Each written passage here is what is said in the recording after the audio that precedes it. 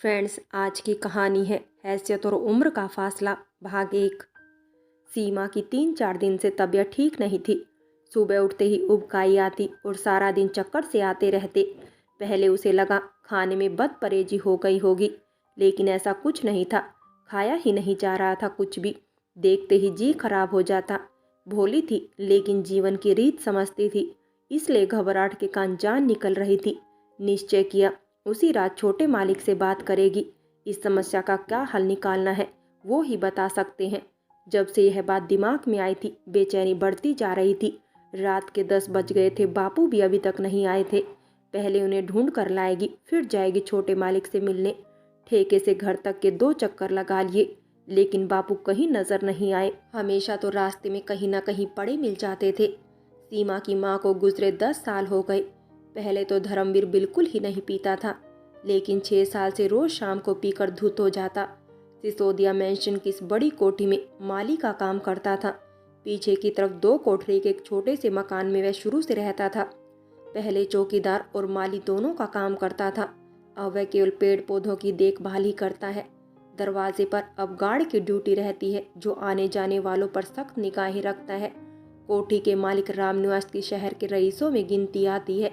वह कठोर और क्रोधित स्वभाव का इंसान है। धर्मवीर को पीने के कारण कब का निकाल देता, लेकिन धर्मवीर को पेड़ पौधों का अद्भुत ज्ञान था और उसके कारण कोठी के बगीचे की सुंदरता की शहर में कोई बराबरी नहीं कर सकता था। तीसरे चक्कर में सीमा को झाड़ियों में धर्मवीर बेसुध पड़ा मिला। किसी तरह सहारा देकर घर तक लेकर आई। गेट पर खड़ा गार्ड जब देखो तब उसे ललचाई नजरों से देखता रहता था। यौवन की दहलीज पर खड़ी सीमा में सौंदर्य कूट कूट कर भरा था। वो तो 1 महीने से चेहरा पीला और देह कुछ कमजोर सी हो गई थी। पिता को पलंग पर लेटाया, दरवाजा बंद करने ही वाली थी कि सामने से हाँफते हुए सोनिका आती दिखाई दी। मारी बदन की सोनिका झुंझलाती हुई बोली, पहले भी आई थी तुम्हारी कोठरी में, कहाँ चली गई थी? बड़े मालिक के 10-15 दोस्त आए हैं, अभी तक रसोई का काम भी नहीं निपटा है। यह भारी सा लिफाफा छोटे मालिक ने तुम्हें देने के लिए दिया है। कह रहे थे ये 11 बजे के बाद ही देना और आज ही देना, नहीं तो हम कल दे देते। और सोनिका बिना रुके कोठी की तरफ भाग गई। सोनिका कोठी में रसोई घर का काम संभालती थी और सीमा का बहुत ध्यान रखती थी। कोठरी में गर्मी अधिक थी। सीमा ने बाहर निकलकर दरवाजे की कुंडी लगाई और बगीचे में लगे बल्ब की रोशनी में लिफाफे में रखे कागज को पढ़ने लगी। उसे जिज्ञासा हो रही थी, छोटे मालिक ने पहले कभी इस तरह से कोई पत्र नहीं भेजा उसे। सीमा, यह पत्र पढ़ते ही तुम तुरंत अपने कुछ कपड़े और लिफाफे में रख के पैसे लेकर यहाँ से निकल जाना।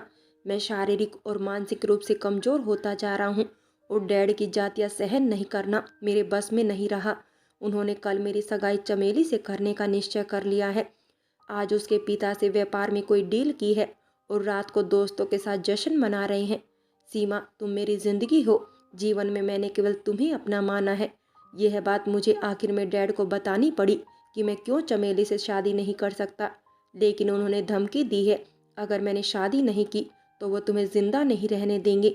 मुझ में इतनी ताकत नहीं कि मैं तुम्हारी सुरक्षा कर सकूं, इसलिए दूर एक छोटे से गांव में मेरे दोस्त का पता तुम्हें दे रहा हूं।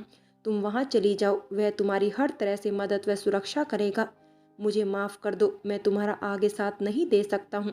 मैं यह दुनिया छोड़कर जा रहा हूँ। सीमा को एकदम से समझ नहीं आया कि यह सब क्या लिखा है और छोटे मालिक माफ़ी क्यों मांग रहे हैं। उसने तो उनसे कोई उम्मीद या वादा कभी भी नहीं किया था, लेकिन जब पत्र की बातें दिमाग में बैठने लगी तो उसे दहशत हुई। न जाने क्या होने वाला है। दुनिया छोड़कर जा रहे हैं, कहीं कुछ कर तो नहीं लिया उन्होंने। वह बदहवासी उनके कमरे की उस खिड़की की तरफ भागी जो बगीचे में खुलती थी। वह उस खिड़की से ही उस कमरे में आती जाती थी। खिड़की का कांच का दरवाजा अंदर से बंद था, अक्सर वह खुला होता था। सीमा ने अपना चेहरा कांच के पास ले जाकर अंदर झाँका तो उसकी रूह कांप गई। मुख से चीख निकलती उससे पहले उसने अपना हाथ अपने मुंह में ठूस लिया। छोटे मालिक पंखे से लटके हुए थे। उसकी आंखों के सामने अंधेरा छा गया। सोनिका पहले भी उसको पत्र पकड़ाने आई थी, इसका मतलब बहुत देर हो गई थी। देह से प्राण निकल चुके हैं। उसकी आंखों से आंसू बहने लगे। वह वही दीवार का सहारा लेकर बैठ गई। कितनी तकलीफ में होंगे बेचारे जो यह कदम उठाया। सीमा की समझ में नहीं आ रहा था कि वह क्या करे। अगर कोठी में जाकर स्थिति की सूचना देती है तो वह संदेह के घेरे में आ जाएगी। छोटे मालिक ने पत्र में लिखा है कि उसकी जान को खतरा हो सकता है।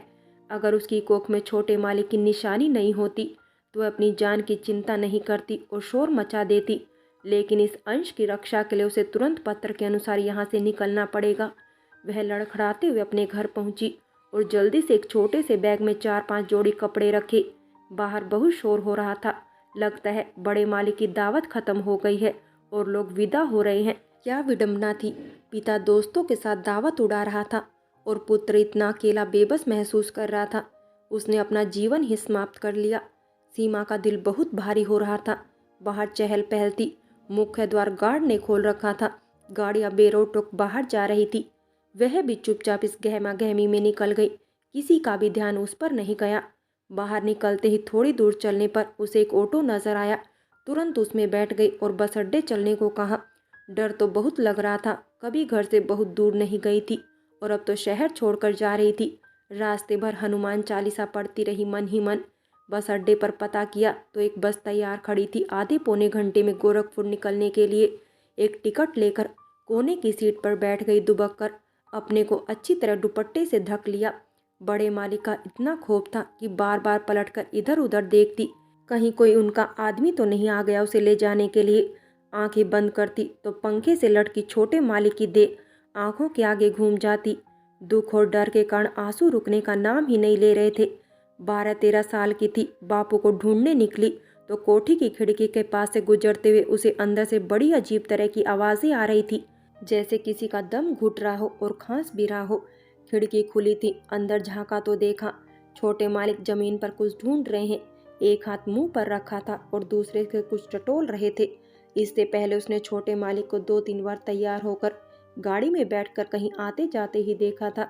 वह तुरंत खिड़की से कमरे में कूद गई और पलंग के नीचे खिसका हुआ इनहेलर उठाकर छोटे मालिक को दे दिया। 5 मिनट अपने आप को संयत कर उसकी तरफ देखते हुए बोला, धन्यवाद। फिर मुस्कुराकर बोला, पीछे उस छोटे से मकान में रहती हो ना, क्या नाम है तुम्हारा? सीमा। सीमा। वह आगे बोला, अक्सर देखता हूँ तुम्हें, कभी स्कूल जाते हुए तो कभी अपने पिता की बगीचे में मदद करते हुए। तुम्हारा जब मन करे इस कमरे में आ जाया करो, कोई नहीं होता मेरे अलावा यहाँ। सीमा जाने के लिए खिड़की से कूद ही रही थी कि छोटे मालिक की यह बात सुनकर उसे हंसी आ गई। हैसियत और उम्र का फासला कितना था दोनों के बीच। वह 6ठी कक्षा में पढ़ रही थी और छोटे मालिक 11वीं में थे। लेकिन शारीरिक दृष्टि से देखा जाए तो छोटे मालिक की लंबाई सीमा से 1-1.5 इंच ज़्यादा होगी और दुबले पतले बीमार से लगते थे, जबकि सीमा खुले आसमान के नीचे उछल कूद करने वाली तंदुरुस्त सी खिलखिलाती लगती थी। अगली रात को सीमा ने देखा छोटे मालिक खिड़की पर खड़े उसका इंतजार कर रहे थे। उसे देखते ही इधर उधर देखा, कोई देख तो नहीं रहा, और फिर इशारे से उसे अपने पास बुलाया। चॉकलेट देते हुए बोले, यह तुम्हारे लिए लाया था, खा लेना, बहुत स्वादिष्ट है। कल तुमने मुझ पर बहुत उपकार किया था। अब वह अक्सर रात को उसे कोई ना कोई ऐसा स्वादिष्ट पदार्थ खाने को देता और वह प्रसन्नता से ले लेती। एक रात वह बोला, अगर फिल्म देखनी है तो अंदर आ जाओ, बहुत मज़ेदार फिल्म है, देखने में मज़ा आ जाएगा। बापू घर में धूत पड़ा था। सीमा भी मान गई। कॉमेडी फिल्म थी। दोनों बहुत हंसे। बड़ा आनंद आया फिल्म देखकर। जब सीमा ने कहा, अच्छा छोटे मालिक चलती हूँ, तब वह बोला, सीमा तुम मुझे आदेश बोला करो, अब हम दोस्त हैं। लेकिन सीमा ऐसा कोई जोखिम नहीं उठाना चाहती थी। जानती थी गलती से भी किसी के सामने छोटे मालिक का नाम मुंह से निकल गया तो उसकी धुनाई हो जाएगी। हैसियत के कारण जो संकोच की दीवार थी दोनों के बीच, वह तोड़ना नहीं चाहती थी। अब वह अक्सर टीवी देखने या बोर्ड गेम खेलने के लिए आदेश उसे कमरे में बुला लेता था। महीने के आखिरी हफ्ते में तो सीमा रोज ही आदेश के कमरे में चली जाती। उसके घर में तो खाने के लिए कुछ होता नहीं था। बापू शराब में सारा वेतन उड़ा चुका होता। आदेश सोनिका से कहकर 4 पराठे बनवाकर कमरे में ही रखवा लेता। 2 सीमा खा लेती और 2 अपने बापू के लिए ले जाती। उसे जब होश आता, भूख लगती, खाना खा लेता। सोनिका ने उन दोनों की दोस्ती और मुलाकातों को राज ही रखा। जानती थी दोनों बच्चे अपने अपने जीवन के किसी अधूरेपन को बांट रहे थे। उसके मन में आदेश के लिए बहुत सहानुभूति थी। पिता की महत्वाकांक्षा और तिरस्कार उस भोले बच्चे को पनपने नहीं दे रहा था। रामनिवास जब भी नशे में होता, पहले अपनी पत्नी को ताने मारकर बेहाल कर देता कि उसने एक ही औलाद दी, वह भी शारीरिक दृष्टि से कमजोर। उसे लगता था उसकी इतनी बड़ी जायदाद को संभालने और बढ़ाने का आदेश में दमखम भी नहीं था। फिर रामनिवास आदेश पर चिल्लाता और कोसता कि आदेश कितना असक्षम है, जब देखो तब बीमार पड़ा रहता है, किसी भी तरह का मानसिक और शारीरिक तनाव नहीं झेल सकता।